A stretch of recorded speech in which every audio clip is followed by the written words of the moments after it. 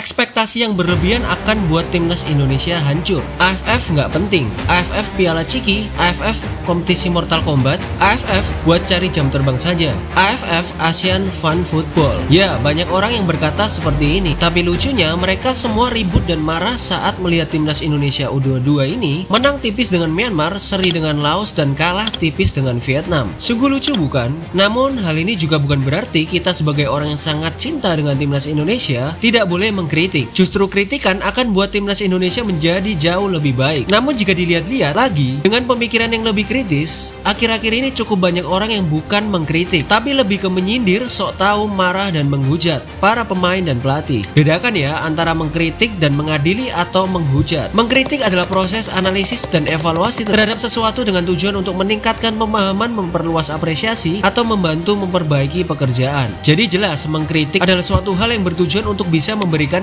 hal positif. Untuk sekarang konteksnya adalah timnas Indonesia, ya berarti memberikan hal positif ke timnas Indonesia. Contohnya apa? Misal kita ingin mengkritik pemain timnas di AFF. Ya kalian tanya mengapa pemain tersebut bisa tidak tampil maksimal atau bermain jelek. Oh, mungkin karena pemain tersebut tidak sesuai dengan posisinya dan lain-lain. Misal kita ingin mengkritik pelatih. Ya tanya mengapa kok belum mempunyai line up yang pakem atau yang tepat. Oh, mungkin butuh 3 match baru bisa menemukan line up yang pakem dan lain-lain. Jadi mengkritik itu tidak bersifat judge atau mengadili atau bahkan menghujat. Sedangkan mengadili atau menghujat adalah ya jelas kalian gak usah google lagi. Isinya adalah marah dan umpatan saja yang tidak ada isinya. Contohnya apa? Ya dikit-dikit out, dikit-dikit hujat pemain. Ini semua kan tidak ada untungnya. Lalu untuk ekspektasi, jika kita terus meneruskan ekspektasi gila ini, yang dimana kita selalu menuntut menang di setiap pertandingannya, mau itu uji coba dan lain-lain, maka tinggal menunggu waktu saja timnas kita akan hancur. Mengapa bisa hancur? Ya karena jika kalian punya ekspektasi yang sangat gila tingginya ini, jika ada hari di mana timnas bermain buruk atau bad day, maka kalian akan serang habis para pemain dan pelatih. Dan mereka juga manusia yang punya keterbatasan hati dan mental. Bukannya mengkritik tapi malah menghujat. Padahal di dalam olahraga bukan hanya sepak bola saja, pasti akan ada namanya kalah dan menang. Contohnya sudah bisa dilihat di depan mata, yaitu ajang Piala AFF. Dari awal kan kita sudah sepakat bahwa ajang AFF adalah ajang yang dijadikan tempat untuk melakukan regenerasi atau mencari jam terbang bagi para pemain muda Indonesia. Ditambah lagi kita sendiri sudah mulai sadar bahwa AFF bukan lagi prioritas untuk timnas Indonesia sekarang. Karena mengingat Indonesia sekarang sedang fokus berjuang untuk lolos Piala Dunia 2026. Jadi harusnya kita tidak menaruh ekspektasi yang tinggi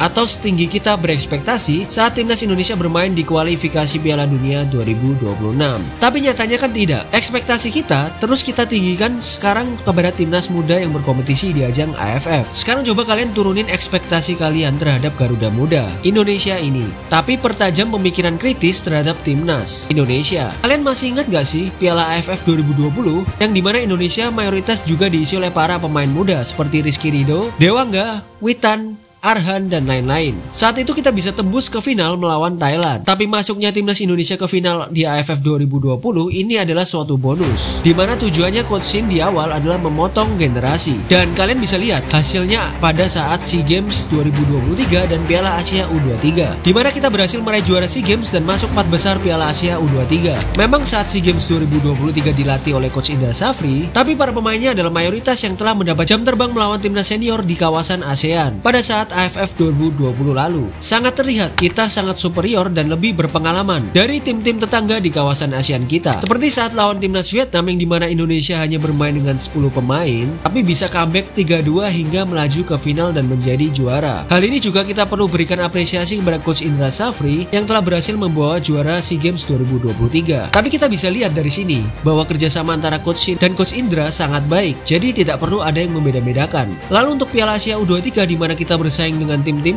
terkuat di Asia dan kita bisa tembus 4 besar. Jadi jangan menjadi orang FOMO yang bisanya ngikutin arus di sosial media. Punyalah pemikiran yang kritis, punyalah filter diri sehingga tidak mudah diprovokasi dan menelan berita dengan mentah-mentah. Cobalah dahulukan berpikir sebelum emosi. Kritikan dan menghujat adalah dua hal yang berbeda. Jangan jadi orang yang tidak mau menikmati proses tapi maunya mendapatkan hasil yang maksimal saja. Untuk ajang AFF sekarang kita cukup dukung dan berikan kritik saja. Jangan berisik yang tidak penting seperti menghujat pemain dan pelatih. Itu benar-benar sangat konyol.